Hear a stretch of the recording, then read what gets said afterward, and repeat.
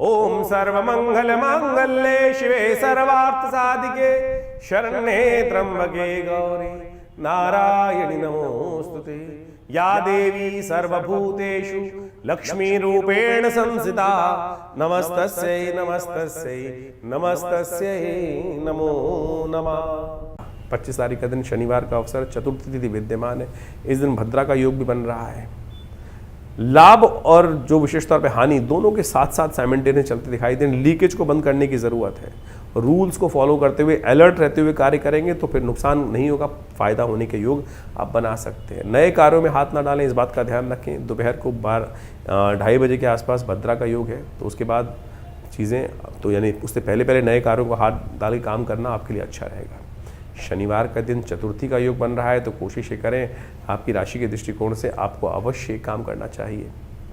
आपके लिए सबसे श्रेष्ठ रहेगा कि भगवान शंकर भगवान के मंदिर में जाकर प्रदोष काल में थोड़ा भगवान शंकर का अभिषेक कर लीजिए। तेल के द्वारा शनि को अनुकूल करने में लाभ प्राप्त होगा आपकी राशि के दृष्टिकोण से।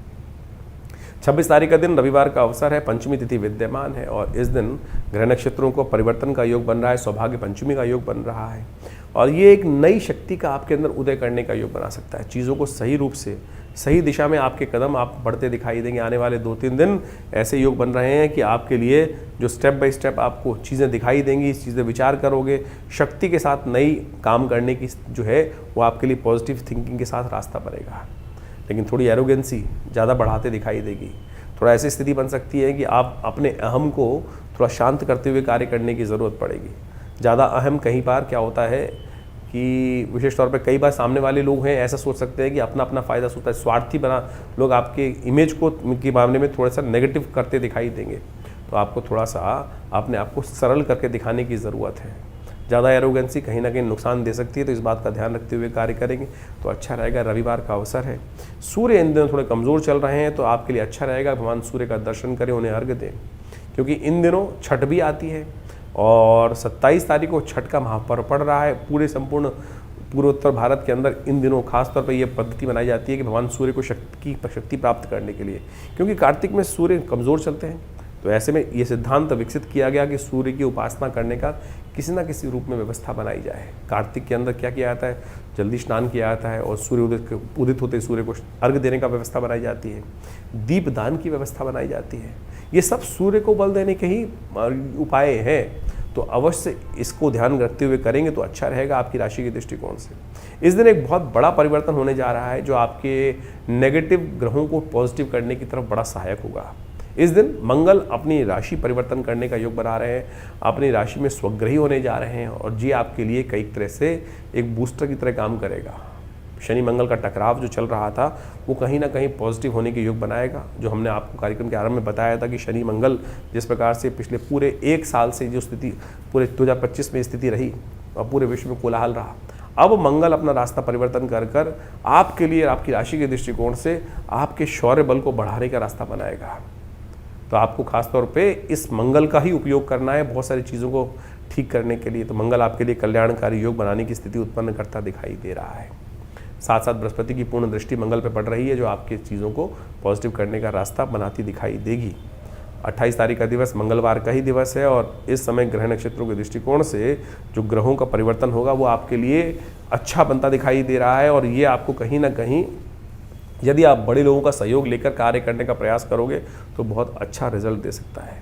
गरीब परित्यक्त औरतों की जितनी कन्याओं की जितनी सेवा करने का योग मिले तो उसको चूकिएगा मत और उनका आशीर्वाद यदि आपको मिल जाए, माँ का आशीर्वाद, गरीबों का आशीर्वाद, गरीब परित्यक्त स्त्रियों का आशीर्वाद जितना ले सकेंगे उतना इन दिनों में आपके लिए वारे न्यारे का योग बनता दिखाई दे रहा है। तो इसको अवश्य ध्यान रखते हुए कार्य करने के आपको प्रयास करना चाहिए। 29 तारीख का दिन बुधवार का दिन सप्तमी तिथि विद्यमान है और गजकेसरी योग आपकी राशि में बनकर तैयार हो गया है। साथ में मंगल ने भी अपना पूरा पॉजिटिव रिजल्ट आपके लिए बना दिया। दोनों ग्रह बैलेंस कर रहे हैं आपकी राशि के दृष्टिकोण से। इस वक्त जो चीज़ें आपके फेवर में जाने के लिए योग बना सकती हैं आने वाले 4-5 दिनों में खासतौर पर वो आपके लिए सहायक सिद्ध होगा।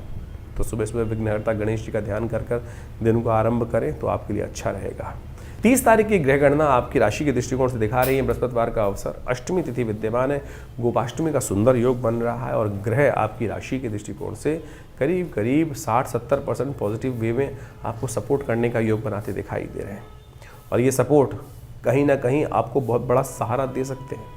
इस सहारे के बल पर आप बहुत बढ़िया तरीके से आगे बढ़ने के योग भी बनाते दिखाई दे रहे हैं। सुबह सुबह गाय का पूजन करें, गाय के लिए में कुछ रोटी, कुछ ना कुछ गुड़ इत्यादि अवश्य अपने हाथ से देने का प्रयास करें, गाय का पूजन कर लें। ये कहीं ना कहीं आपके लिए बहुत पॉजिटिव साइन बनता दिखाई दे रहा है। इसी प्रकार से 31 तारीख की यदि हम बात करें तो 31 अक्टूबर को ये योग आपकी राशि के दृष्टिकोण से बड़ा अच्छा लाभवंत के योग बनाते दिखाई दे रहा है। आपकी राशि के दृष्टिकोण नए संपर्कों में, दोस्ती में कहीं ना कहीं सहयोग मिलने के रास्ते आपके लिए बनते दिखाई दे रहे हैं।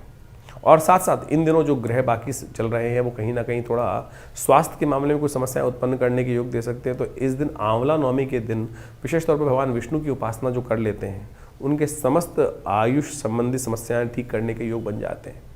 शास्त्र के दृष्टिकोण से कहा जाता है कि इस दिन से आंवला पूजन करने के बाद एक आंवला रोज यदि पूरी सर्दी आप खा लें तो आपके स्वास्थ्य संबंधी समस्या जो ग्रह इस वक्त शनि को देख लें, चाहे आप बृहस्पति को देख लें, वो कहीं ना कहीं स्वास्थ्य के मामले में थोड़ा नेगेटिव चल रहे हैं, तो उनको ठीक करने के लिए ये सुंदर योग है।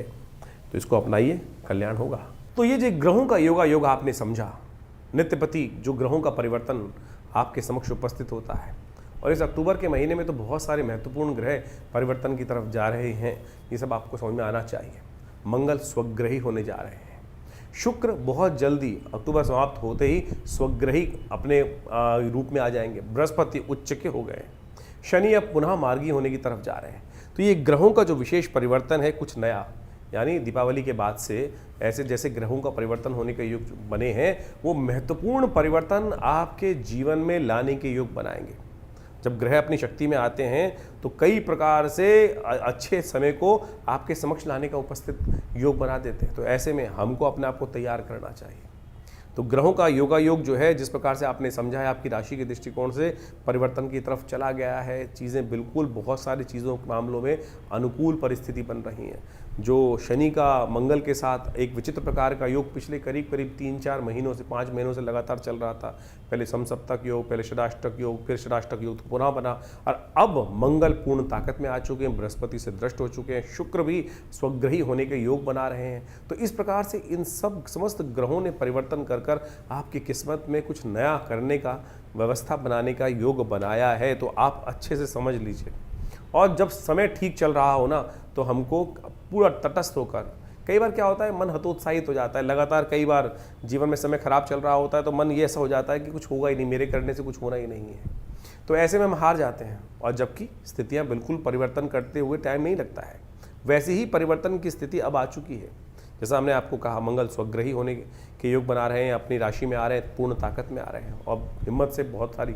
सबसे बड़ा परिवर्तन तो बृहस्पति ने किया है। लंबा समय नहीं है, सोने का समय नहीं है। जो जागत है सो पावत है, जो सोवत है सो खोवत है। इस बात का ध्यान कर लो साफ साफ। और नहीं तो फिर ये समय तो अभी कैसे, दिसंबर तो आया जाता है, 4 दिसंबर के आसपास बृहस्पति पुनः फिर बदल जाएंगे और फिर वही स्थिति में चले जाएंगे। उच्च के बृहस्पति सुंदर तरीके से ग्रहों पर अपना कंट्रोल उपस्थित कर चुके हैं। तो अब आपको समझना है कि आपको चीज़ों को कैसे ठीक करना है। हाँ, अगर अभी भी आपको लग रहा है कि आपके जीवन में परिवर्तन नहीं आ रहा तो आपको फिर गोचर के दृष्टिकोण से नहीं, अपनी जन्मपत्री को दिखाना चाहिए। हो सकता है कुछ महादशाएं खराब चल रही हैं, और बहुत ऐसा लंबा चौड़ा उपाय नहीं होते हैं। बहुत सारी चीज़ें लोग चाहते हैं कि परिवर्तन होता ही नहीं है, लेकिन उनको सही रूप से करने की आवश्यकता है। हमने देखा है परिवर्तन होता है। बहुत सारे लोग लगातार हमारे साथ जुड़े हुए हैं और हमने जैसे जैसे उपाय उनसे कराए हैं उनके जीवन में महत्वपूर्ण परिवर्तन का योग बना, निश्चित तौर पे बना, अच्छे से सामने देखने पे बना। और बिल्कुल परिवर्तन कर्म से बनता है, विश्वास से बनता है, सही दिशा में कार्य करने से बनता है। कार्य तो सब कोई कर रहे हैं।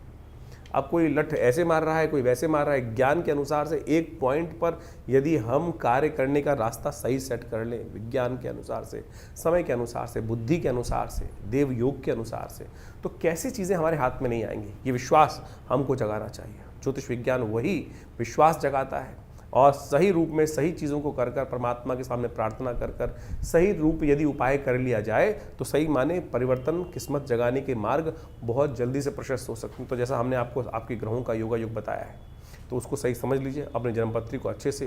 क्योंकि क्या होता है कि एक बार हम लोग गोचर के दृष्टिकोण से बहुत सारी चीज़ों को देखते रहते हैं, जैसे हम आपको बताते हैं। तो गोचर का एक पार्ट है, इसके अंदर बहुत सारी चीज़ें अपने वो क्या होता है। आजकल बहुत सारे लोग जब जन्मपत्री दिखाने आते हैं तो आजकल YouTube चैनलों की मेहरबानी से आधे ज्योतिषी खुद बन के ही आते हैं, और पूरा ज्ञान होता नहीं है तो क्या होता है कि फिर नीम हकीम खतराए जान हो जाती है स्थिति।